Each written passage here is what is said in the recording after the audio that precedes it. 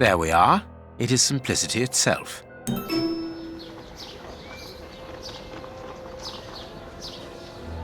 A hammer covered in blood. These candlesticks are undoubtedly stolen. This key must be important to be hidden here.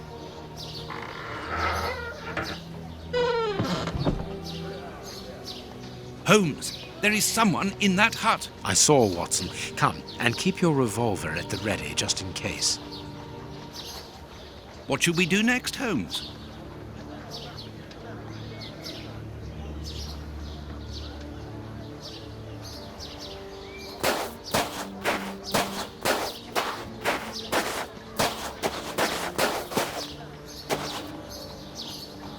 Open up. We're not the police. Do not... That's a strange way of reassuring someone.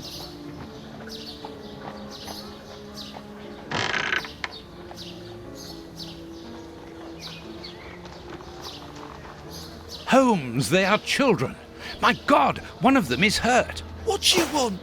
Don't come any closer. Are you the police? Don't be afraid. I am a doctor. I'm going to look at your friend's wound. Wait, Watson. I've got some questions to ask these children. This is urgent, Holmes. In this filthy place, the risk of infection is very high, and the wound could get worse with every second lost. The immediate danger for these children is not so much the wound as Mr. Fletcher. Who? Look at the wound, Watson. It's thin and precise. It was made by a sharp, well-kept blade. Any other blade, less well-kept, would have torn the tissue around it, and its size would be irregular. So what does that imply? In this area, who would take such great care with a blade? A butcher, of course. And the only butcher in the area is Samuel Fletcher, who at this moment is replacing a window that has been forced open. He's a man to hold grudges, as anyone around here will tell you.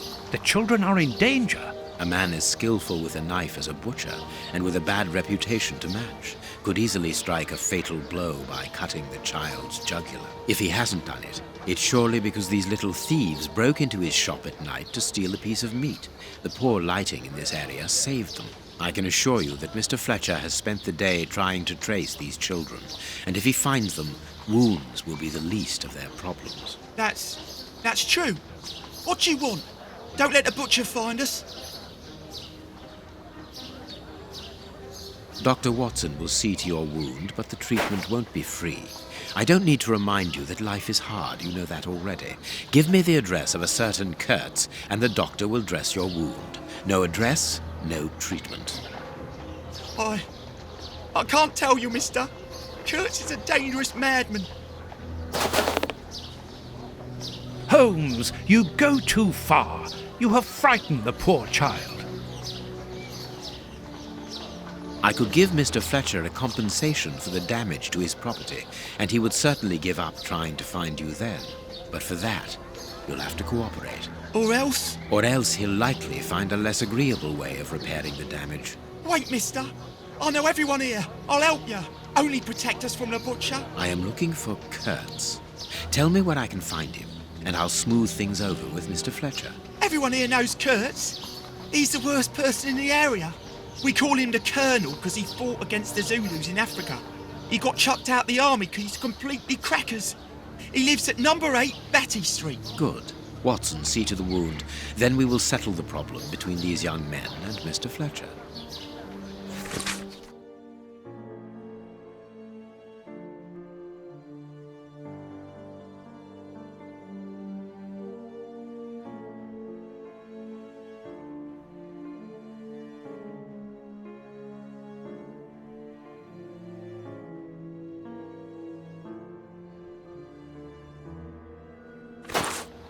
We must protect these children from that butcher, Holmes. It won't be necessary. I've had dealings with Samuel Fletcher before now. He's not the monster I've made him out to be. If he had wanted to kill them, he would have done so, even in dim light. By wounding the little thief, he wanted to warn him never to set foot in his shop again. Forget Mr. Fletcher, Watson. You mean you lied to frighten those poor children? Exactly. Clever, wasn't it?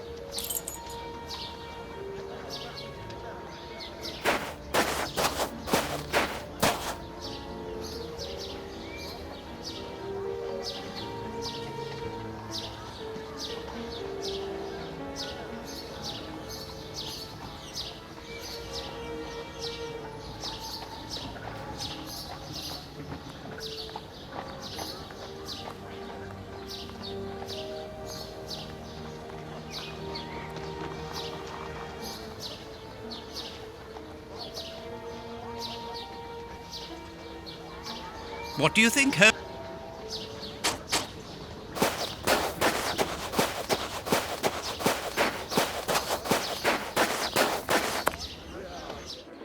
Well, mister, that's a mighty fine outfit you're wearing there.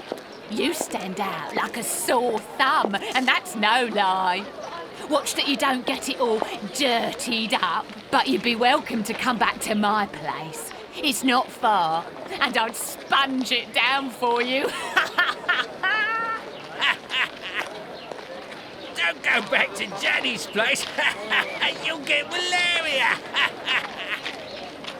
Thank you, madam.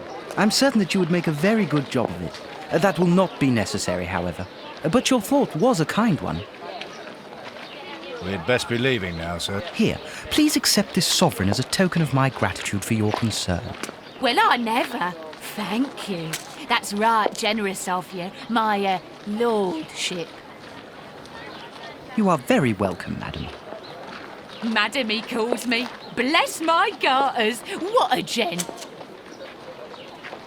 If you're ready now, sir. Yes, let us go. What a remarkable man, the Prince Woodville, to talk to such a woman as though she was an equal. Let's find Batty Street.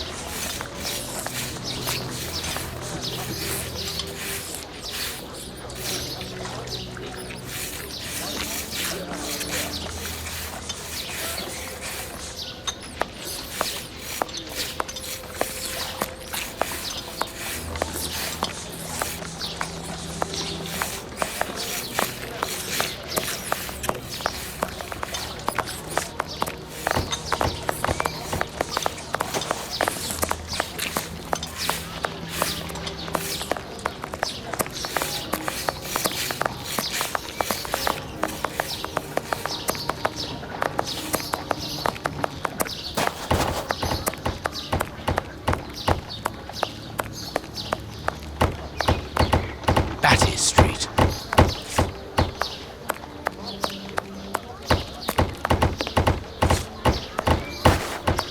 Closed.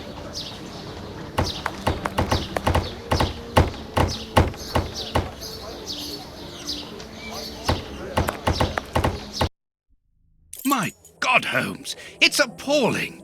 And the smell. But what can have happened here? Stay calm, Watson. Take note of every detail and be careful not to move anything. Very well, Holmes.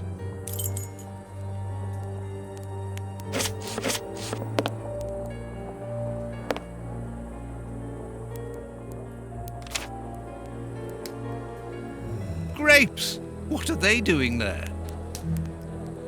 Someone wrapped some meat up in this newspaper. The blood is still fresh.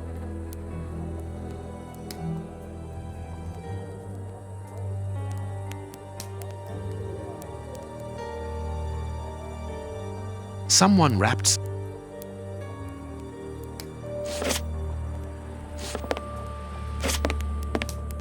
a military badge of the 58th Infantry Regiment of Her Majesty and a letter stipulating Kurtz's exclusion from the unit.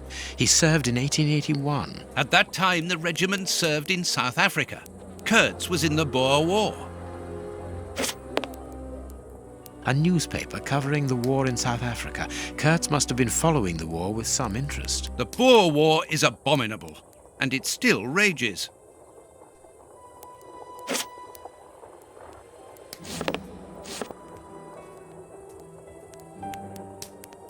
What a horrible wound. The skin was deeply torn.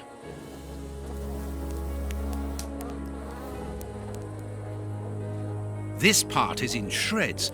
The skin tissue has decomposed, yet the death is recent. Let us look at our deduction board, Watson.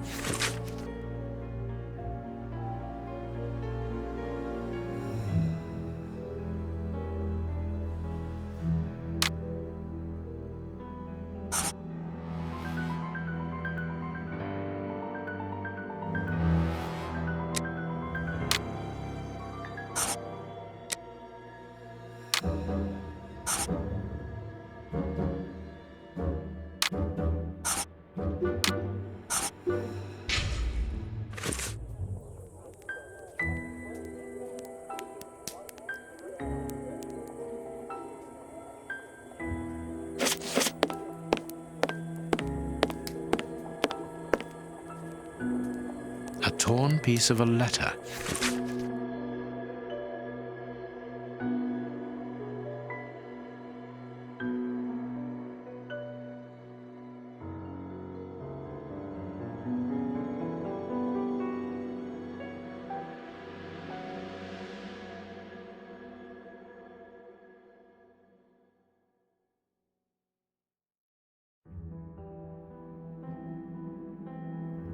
It seems to be a letter of dismissal.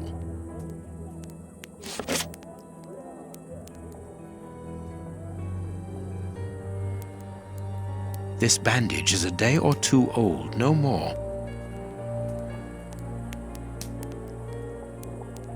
What terrible wounds! The dogs must have been rabid. This part is in shreds.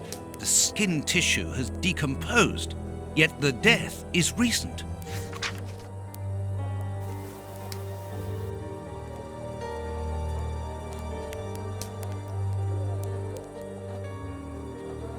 It is a dog bite. I can see the tooth marks.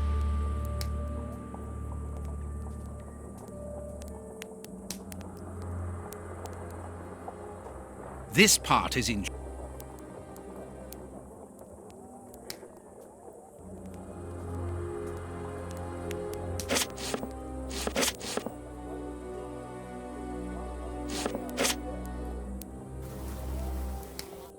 What a horrible wound!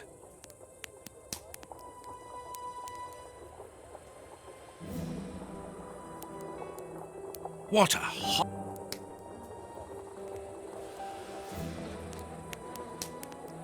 Hobnail. Size 9. Hobnail boots like those worn by labourers.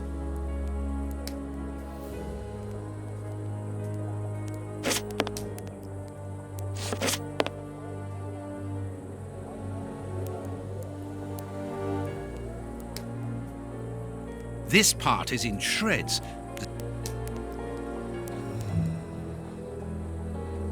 The skin was deeply torn.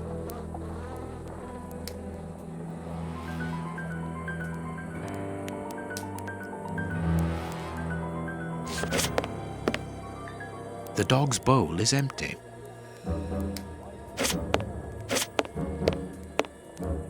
The material on this tray is rather odd. A small burner.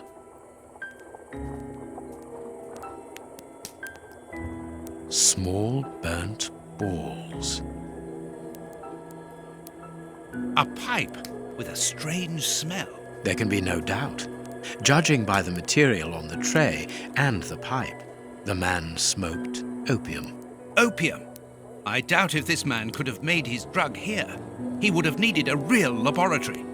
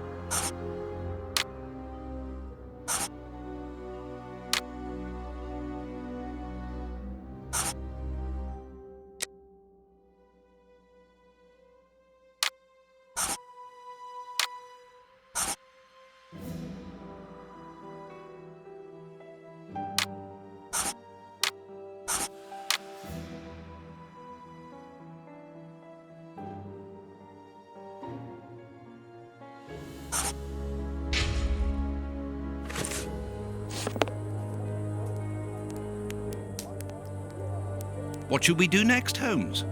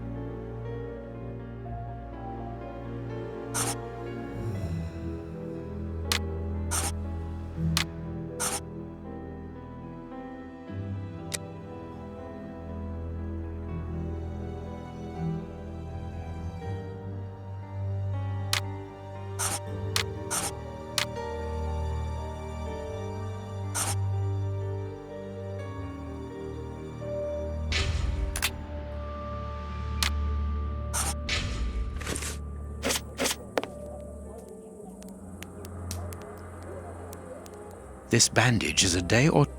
This bandage... What terrible wounds! The dogs must have been rabid.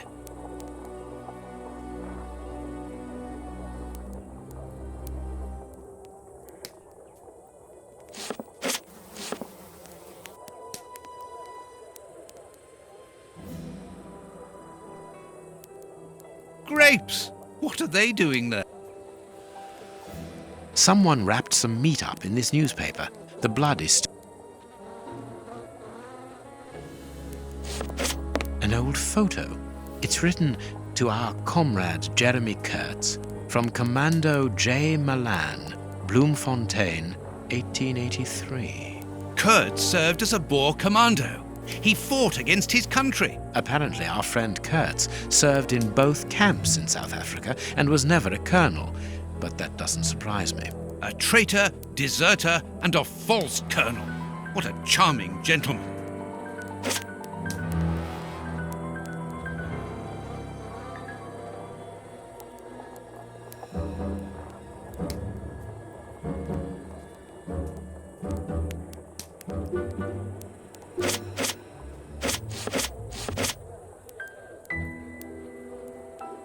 This is yesterday's news. Someone brought food for the dogs, probably just before the fight broke out. And just after they had been fed, they attacked a man to eat him.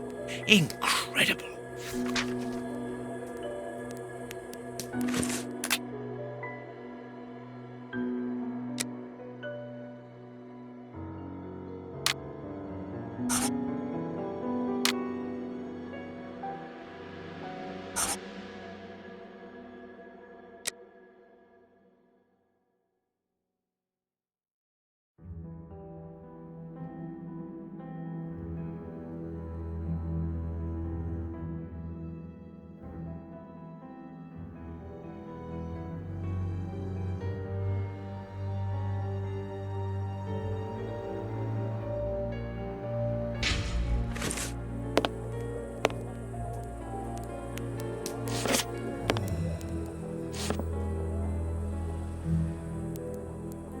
What a horrible wound.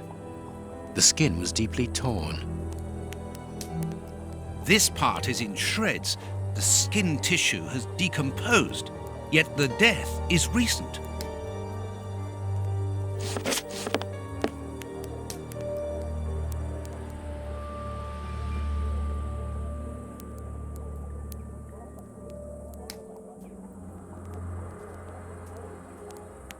This part is in...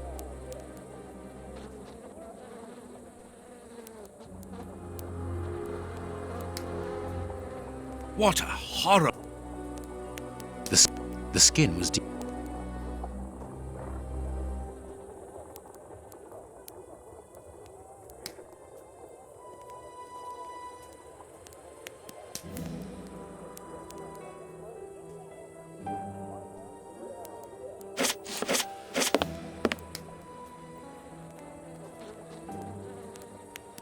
What a... Size 9, hobnail boots like those worn by labourers.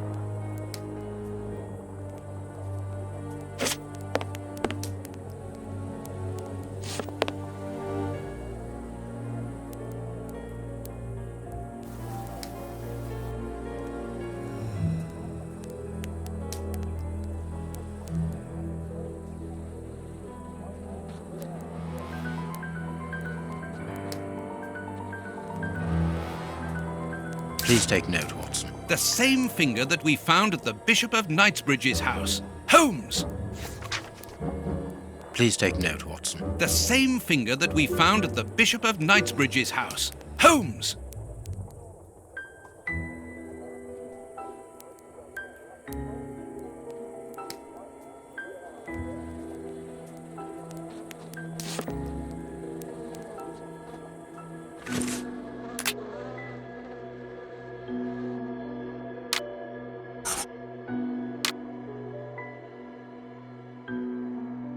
My deduction chart is incomplete, Holmes. We are missing an important detail.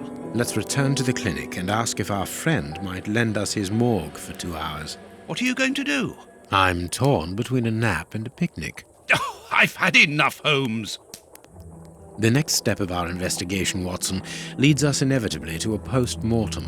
As you're well aware, in the instance where a body's vital organs no longer function, every minute is vital. Be quick now and procure the room while I arrange the transport. Very well. I will see you later.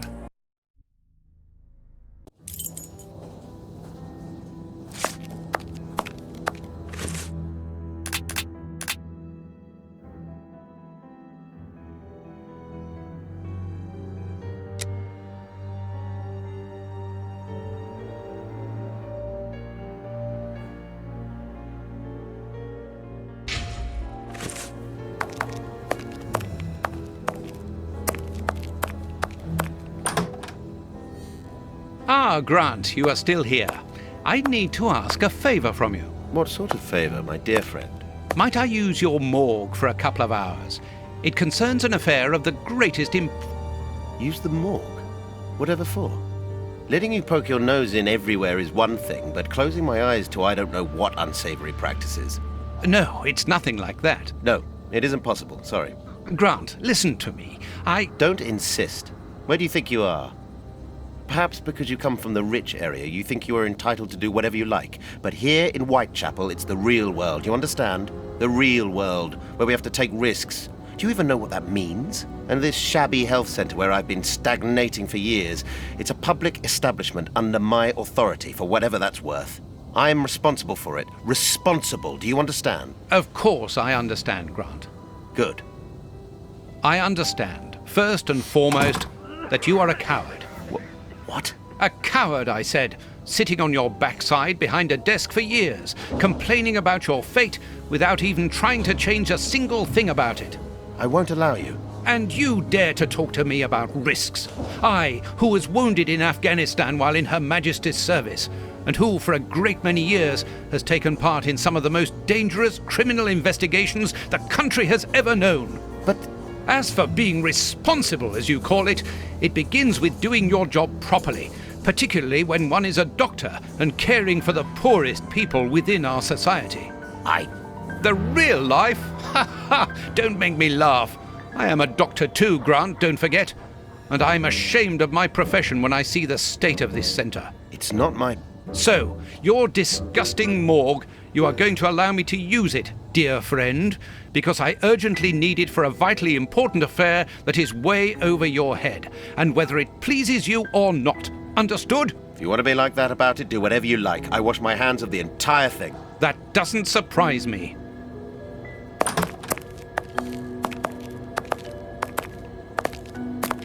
This is a dismal place. Have you ever carried out a post-mortem, Holmes? It requires a great deal of precision. Don't worry, I learn quickly. Hand me a bone saw.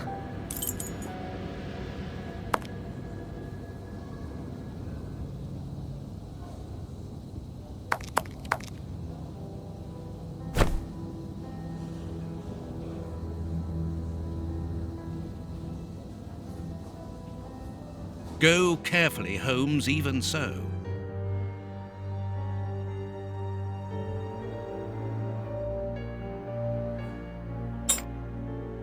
I must clean the body first. No, it is unnecessary.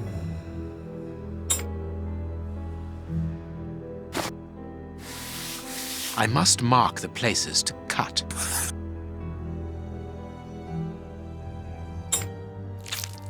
My notches are ready.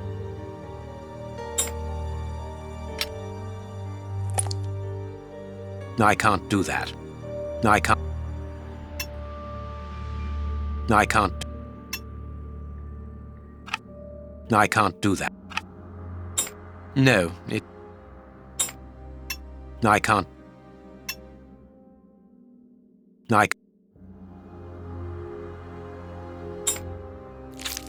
No, it is I can't. This liquid found in the lungs should be able to tell us something. What should we do next, Holmes? Go carefully, Holmes, even so.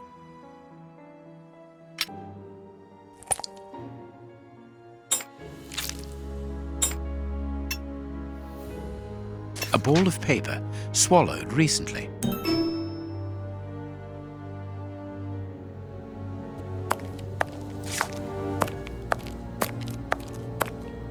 What should we do next, Holmes? I must analyze the contents of my pipette. What should we do next? I must analyze.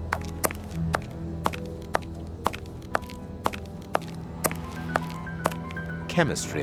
And smells as bad as the one in our sitting room at Baker Street. Chemistry. And smells as bad as the... This liquid found in the lungs should be able to tell us something.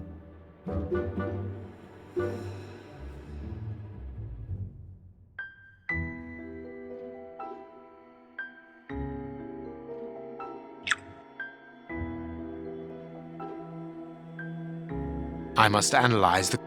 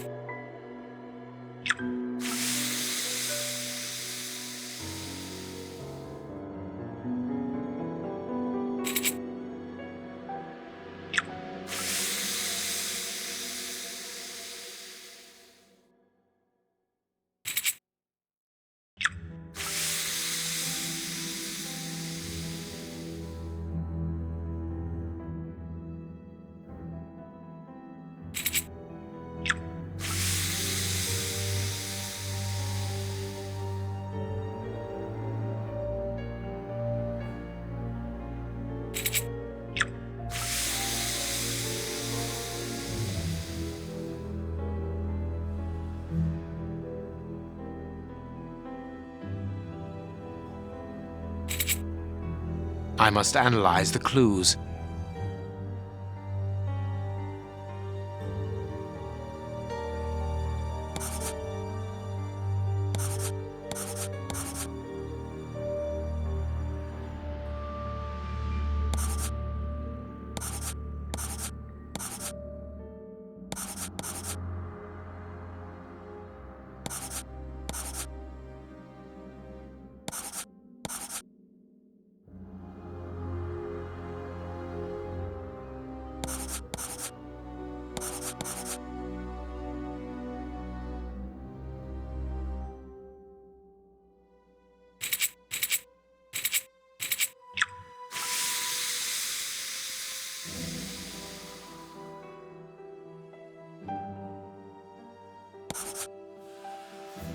poison, and apparently very virulent.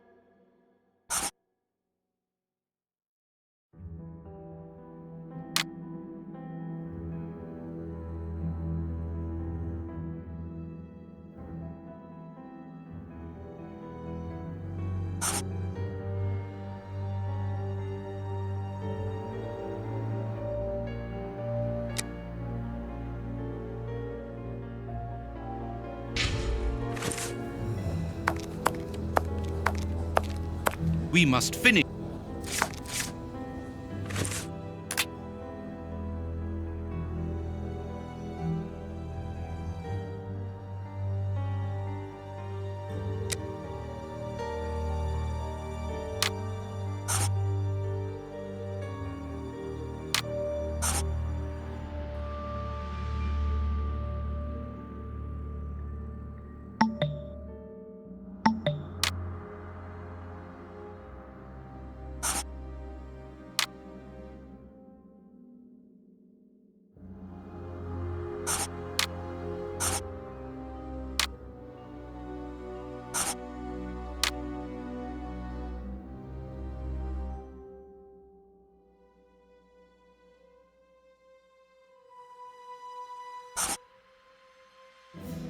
That was a most instructive post-mortem.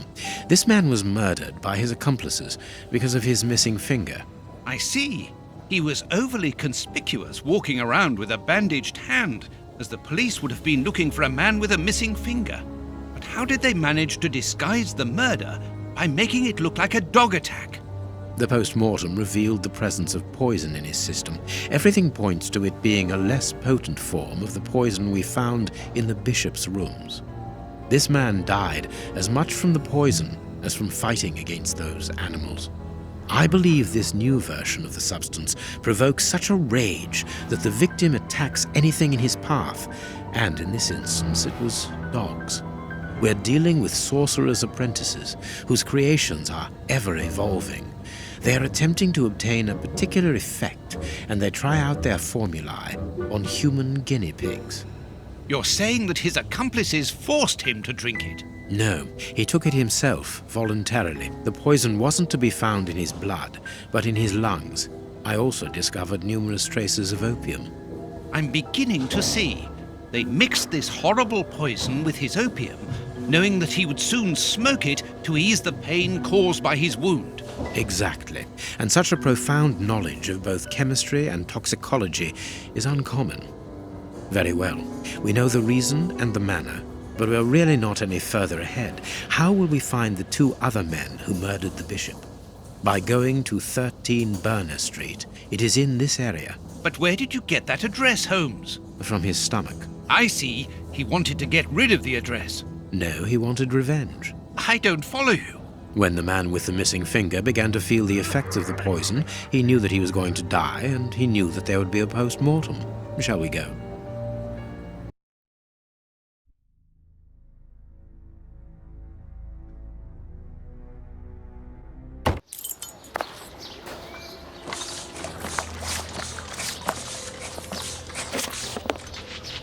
Let's search for our opium den.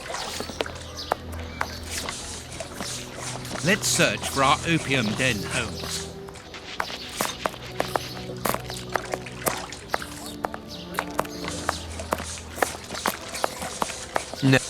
No, it is...